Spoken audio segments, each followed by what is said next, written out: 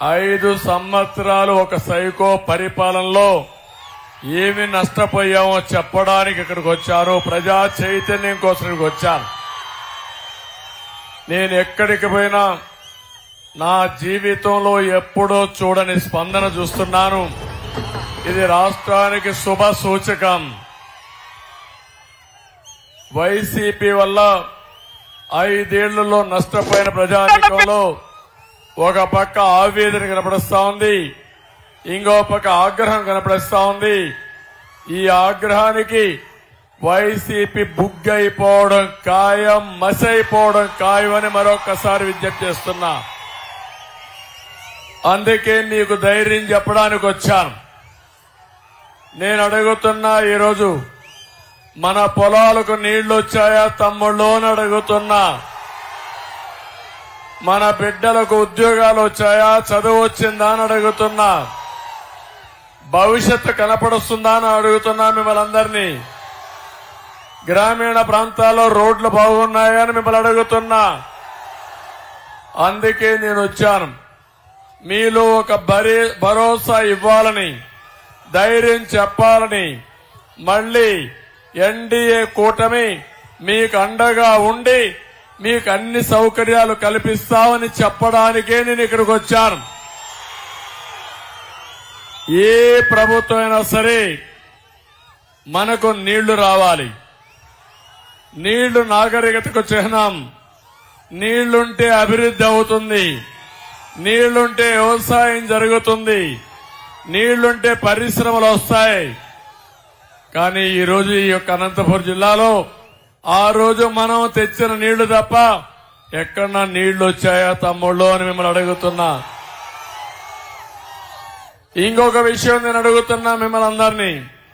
చదువు విషయంలో మనందరం గుర్తుపెట్టుకోవాలి. మన పిల్లలు చాలా తెలివైన పిల్లలు. అది ఏ వర్గమైనా కావచ్చు, ఏ కులమైనా కావచ్చు, పేదవాళ్లు కావచ్చు, ధనికులు కావచ్చు. మట్టిలో మాణిక్యాలు ఈ పిల్లలు. ఆ పిల్లల్ని బాగా చదివిస్తే ప్రపంచాన్ని శాసించే శక్తి తెలుగు జాతి పిల్లలకుందని నేను మీ అందరికీ విజ్ఞప్తి చేస్తున్నా. ఎప్పుడు కూడా ఒక విషయం మీరు గుర్తుపెట్టుకోవాలి. స్కూల్ బిల్డింగులకు రంగులు కొడితేనో లేకపోతే వైఎస్ఆర్ కాంగ్రెస్ పార్టీ గుర్తులేసుకుంటే పిల్లలకు చదువు వస్తుందా తమ్ముళ్ళు అని మిమ్మల్ని అడుగుతున్నా. పిల్లలకు చేయాల్సింది టీచర్లు నియమించాలి, టీచర్లు చదువు చెప్పే వాతావరణాన్ని క్రియేట్ చేయాలి, స్కూల్స్ కూడా బాగుండాలి, కనీస సదుపాయాలు ఇవ్వాలి. అదే సమయంలో ఇంటికి దగ్గరగా స్కూల్ ఉంటే ఆడపిల్లలను కూడా స్కూలుకు పంపించే పరిస్థితి వస్తారు. నేను అడుగుతున్నా, ఈరోజు 3 కిలోమీటర్ల అవతల స్కూల్స్ ఉన్నాయా లేదా అని అడుగుతున్నా. చిన్న పిల్లల 3వ తరగతి పిల్లలు 3 కిలోమీటర్లు పోవాలంటే, ఆడపిల్లలు పోవాలంటే పోయే పరిస్థితిలో ఉన్నారా అని మిమ్మల్ని అడుగుతున్నా. దీనివల్ల నాణ్యత పెరగల. ఇంకో పక్క టీచర్లు లేరు, చదువు చెప్పే పరిస్థితి లేదు. ఏదో మాట్లాడితే ఇంగ్లీష్ మాట్లాడతారు తప్ప ఈయన రాకమునిపై ఇంగ్లీష్ తెలుసు మనకి, ఈయన పుట్టుకతో మనకేం ఇంగ్లీష్ రాలా. ఇలాంటి తప్పుడు మార్గాలతో ఒక్క ఛాన్స్ అని వచ్చాడు. అదే చివరి ఛాన్స్ అయ్యే అవకాశం ఉంది. ఆ రోజు తండ్రి లేని బిడ్డ అన్నాడు, ఒక ఛాన్స్ అన్నాడు, తల మీద చెయ్యి పెట్టాడు, బుగ్గలు నిమిరాడు, ముద్దులు పెట్టాడు.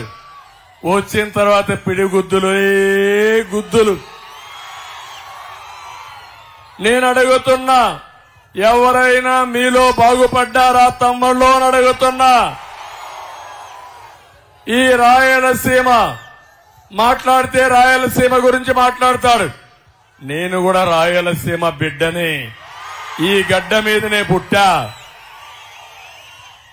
కానీ మొన్న మీరందరూ 52 సీట్లలో 49 గెలిపించారు. మీలో కూడా ఒక ఆలోచన ఎందుకు వచ్చిందో నాకైతే తెలియదు, కానీ గెలిపించారు. నేను అడుగుతున్నా, గెలిపించిన దానికి ఏమైనా చేశాడా అని అడుగుతున్నా. రాయలసీమ ద్రోహి జగన్మోహన్ రెడ్డి అవునా కాదా అని మిమ్మల్ని అడుగుతున్నా. నేను అడుగుతున్నా, రాయదుర్గ ప్రజలు మిమ్మల్ని అడుగుతున్నా, 5 ఏళ్లలో మీ జీవితాలు మార్పులు వచ్చాయా? ఏ ప్రాజెక్ట్ అయినా అయిందా అని మిమ్మల్ని అడుగుతున్నా. నీళ్లు వచ్చాయని మిమ్మల్ని అడుగుతున్నా. ఏ ఒక్కరికైనా మంచి జరిగిందని మీరు భావిస్తున్నారా అని మిమ్మల్ని అడుగుతున్నా. నేను సవాల్ విసురుతున్నా జగన్మోహన్ రెడ్డి. జగన్మోహన్ రెడ్డి 14-19 తెలుగుదేశం పార్టీ టైంలో నేనేమి చేశానో చెప్పడానికి నేను సిద్ధం.